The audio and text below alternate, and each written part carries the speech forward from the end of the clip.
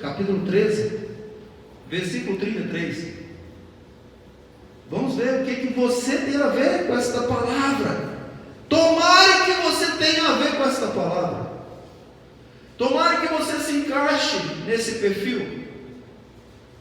Mateus capítulo 13, versículo 33. Depois, em casa, ou então aqui mesmo, se você quiser ir folhear, a gente, para preparar essa palavra, ela começa em Mateus capítulo 13, versículo do 31 ao 50.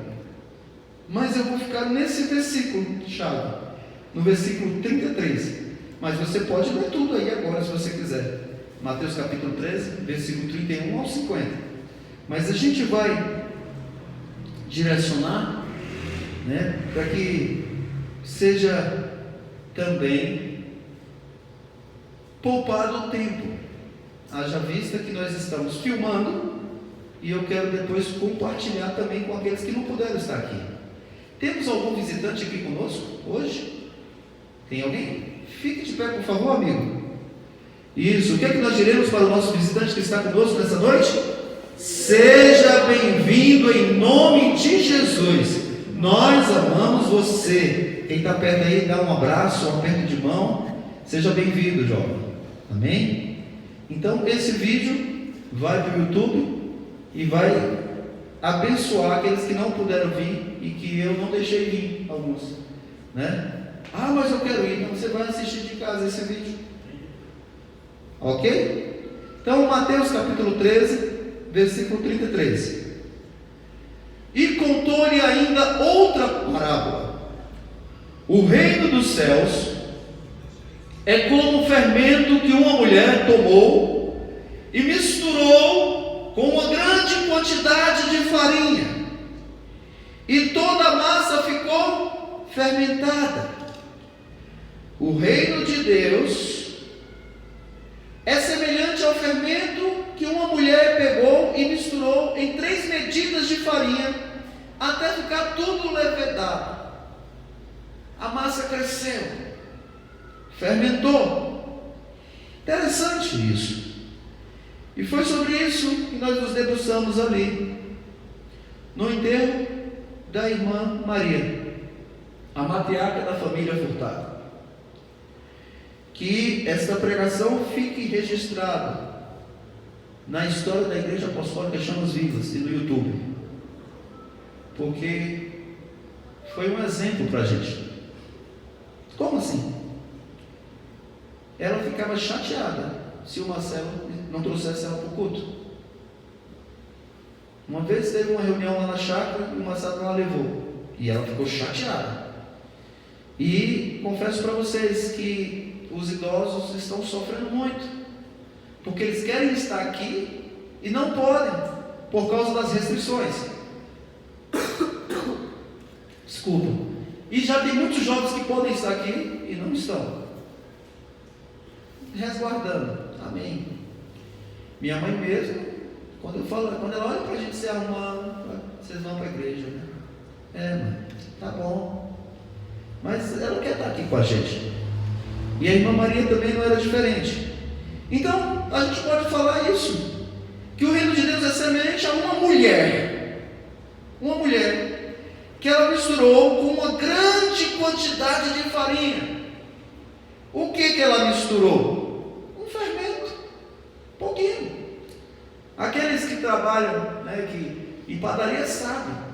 O pastor Cláudio até destacou isso lá, quando ele trabalhava na padaria, que ia fazer pão, que era um pacote, né, um sacão, né, não sei quantos quilos lá de farinha, e era um pouquinho de fermento, e aquilo dali fazia a diferença.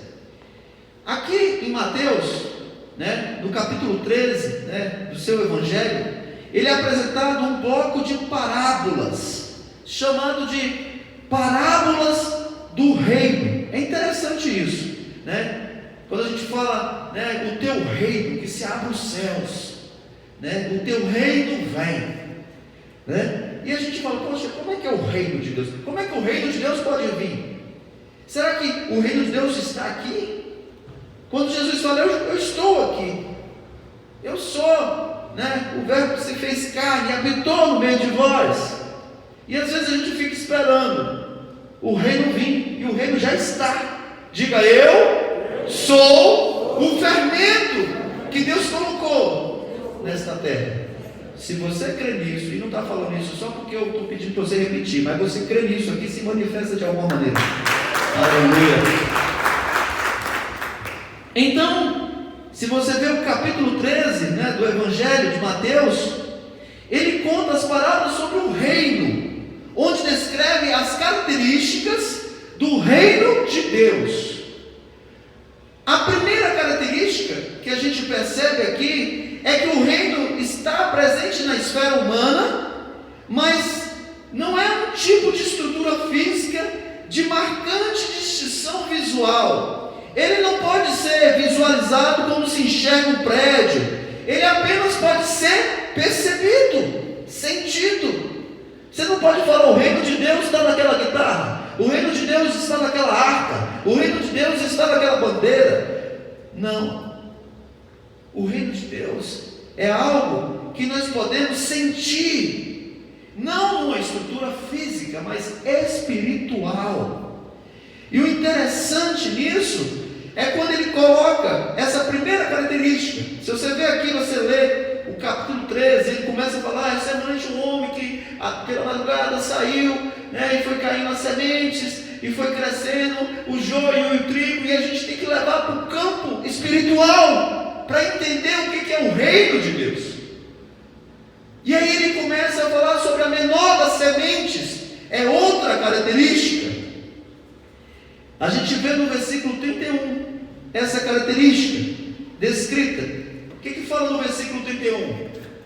Ele, falando por parábolas, ele diz: o reino dos céus é semelhante a um grão de mostarda que o homem, pegando nele, semeou no seu campo. E o que aconteceu? O grãozinho de mostarda morreu, mas ele deu uma árvore enorme, que foi capaz de abrigar muitos animais na sua estrutura. Então sempre eu percebo que a palavra e a semente, ela é menor do que o montante, ou seja, tem muito mais farinha do que fermento, tem muito mais pessoas do que fermento. Mas um fermento que está bom mesmo, que não está estragado, que não passou do tempo, ele vai fazer diferença naquele bolo, e o bolo vai crescer, e vai dar para alimentar muito mais pessoas, e o bolo não vai ficar murcho, não vai ficar pequenininho, birrado, ele vai crescer. Então, outra descrição feita aqui a respeito da potencialidade do reino de Deus, é o poder do reino de Deus, é o poder do Evangelho, é o poder. É como eu falei lá no enterro, a irmã Maria e o Marcos eram só eles, mas o fermento mexeu com a família Fontana, mexeu com toda a família, mexeu, tanto que pastor Cláudio, pastor Marcelo, que é pastor de fato, mas não de direito, mas já cuida de vidas, eles tiveram que crescer para Jesus, eles tiveram que se desenvolver para Jesus, porque a mãe falou: meu filho, essas festas, esses engradados de cerveja, esse mundo não tem nada para vocês, vocês têm que ir para os pés do Senhor Jesus. E aquele fermentozinho, teve que fazer a massa crescer para perto de Jesus, e eles tiveram que se render às palavras da sua genitora. O fermentozinho, que depois foi vendo: olha, meu filho agora é pastor, minha família está indo, olha só, meus netos, olha, está todo mundo aceitando Jesus, que bênção, valeu a pena ser fermento. Não importa se você está no colégio, se você está no trabalho, o poder do Evangelho é tremendo. O reino de Deus é poder. Como assim, apóstolo?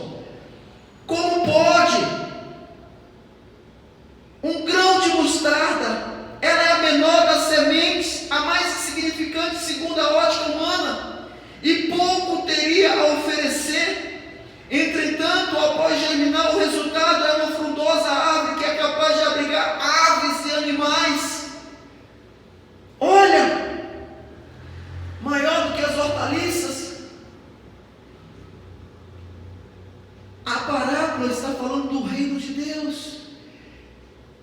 E o reino de Deus é estabelecido pelo poder do Evangelho. O Evangelho é que transforma a vida das pessoas. Foi esse Evangelho que entrou na minha vida e mudou toda a estrutura. Foi uma pessoa que era fermento que mudou a minha vida. Eu andava com muita gente que não queria saber nada com Jesus, mas tinha uma pessoa que era fermento e que fez eu crescer para perto de Jesus, que é um crescimento contrário.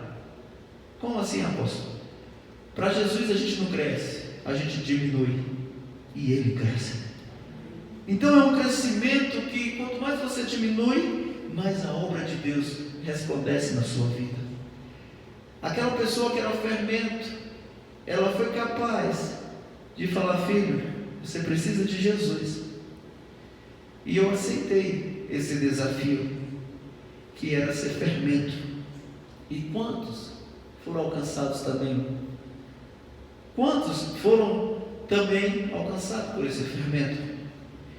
Mas a poder, a menor das sementes, tem um efeito.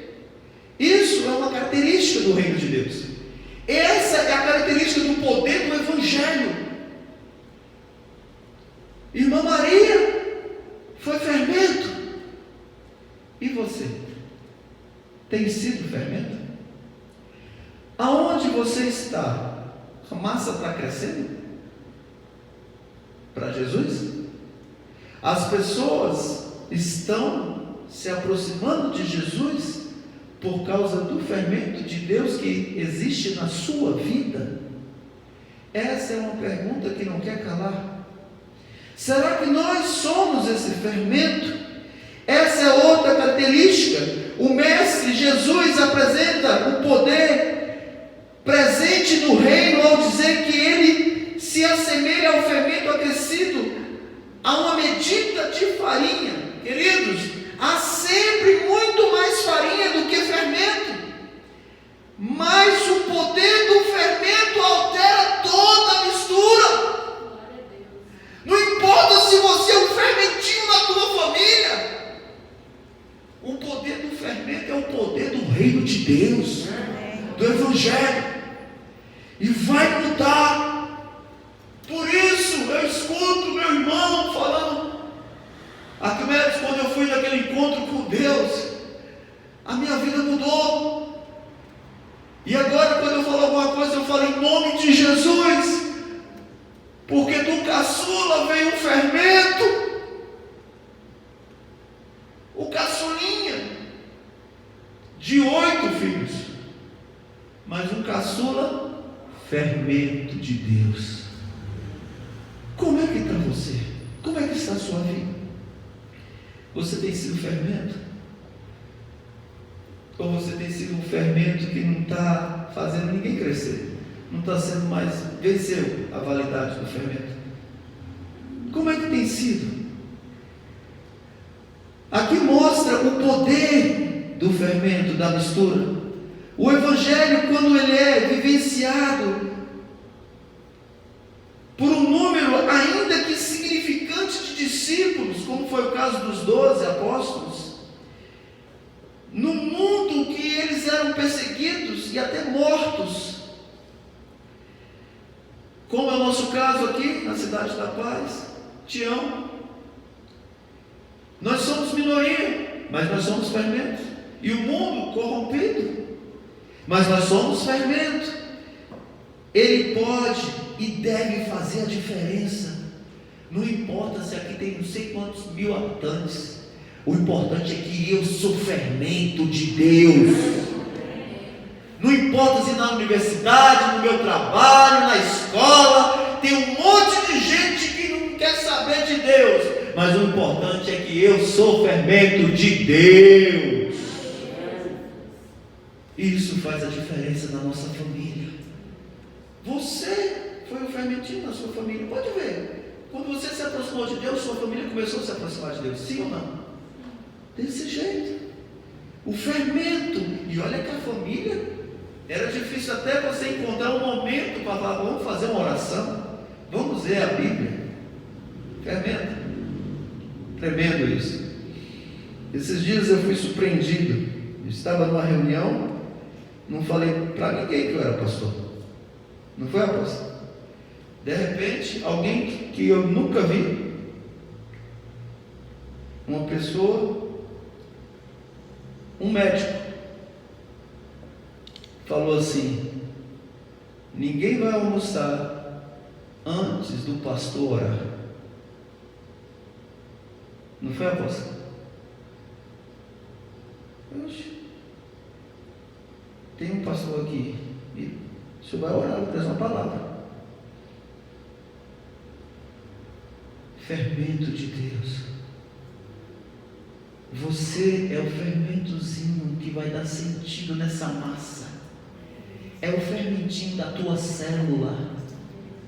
É o fermentinho que Deus está usando na tua casa, na tua família. Não é a nossa visibilidade, nem a nossa expressão numérica que define a nossa eficácia, mas a real vivência do Evangelho. Quando você vive o Evangelho de verdade, há poder no Evangelho. O reino de Deus estabelece. O reino de Deus se estabelece quando você vive o que você prega. E isso que define o reino de Deus e a sua ação. Não é um prédio que você bota uma placa e fala igreja. É você a igreja. Você é o templo do Espírito Santo de Deus. Quando você vive o reino de Deus, aí tem ação.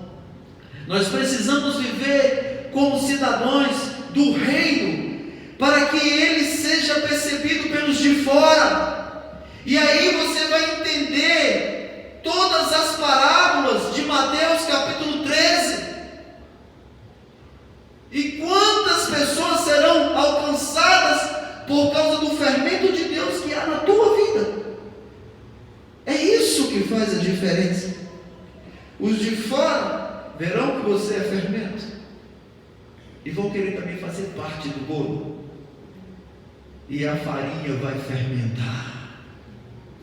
E nós vamos ver pessoas falando, graças a Deus, porque o fermento de Deus entrou na minha vida e mudou com a minha estrutura. O nosso viver diário tem manifestado o reino de Deus. Será que eu estou sendo esse fermento? Será que a minha estadia neste mundo está fazendo diferença na vida de alguém? Não digo nem de alguém, mas muitos, como um saco de farinha para um fermento. Foi assim que aconteceu na família Furtado. Foi assim que aconteceu em outras famílias aqui da igreja representada. Não foi, Alex? Não foi, Ana Paula? Foi assim. Alex e Ana Paula também viram um fermento ali na família do pastor Fabiano, da pastora Sueli. E também falaram, nós queremos também seguir esse Deus. Queremos andar também com Jesus. É desse jeito que a gente faz o bolo crescer. Pastor Cláudio também, a família dele, decidiu andar com Jesus. E esse fermento alcançou a família do seu Luiz, da Ana Lúcia. E tem alcançado outras famílias mais numerosas. E por onde a gente anda, o fermento faz a massa crescer. Você é esse fermento. Eu acho que você não entendeu o que eu estou falando, ou ainda está assim, eita, essa palavra é para mim. Mas eu vou repetir. Você é o fermento de Deus. É você que Deus quer usar para fazer a diferença na tua geografia. Vamos ser fermento de Deus. Vamos deixar Deus nos usar em toda a sua plenitude. Não importa o tanto de farinha que tenha, nós vamos ser a diferença, porque nós somos filhos legítimos. E quando você é um cristão de verdade, você vive um evangelho de poder, que faz a diferença na vida das pessoas que te servem. Essa é a palavra que Deus colocou para compartilhar com a igreja nessa noite. Amém, queridos? Vamos ficar de pé, vamos orar, vamos agradecer a Deus por tudo que Deus tem falado aos nossos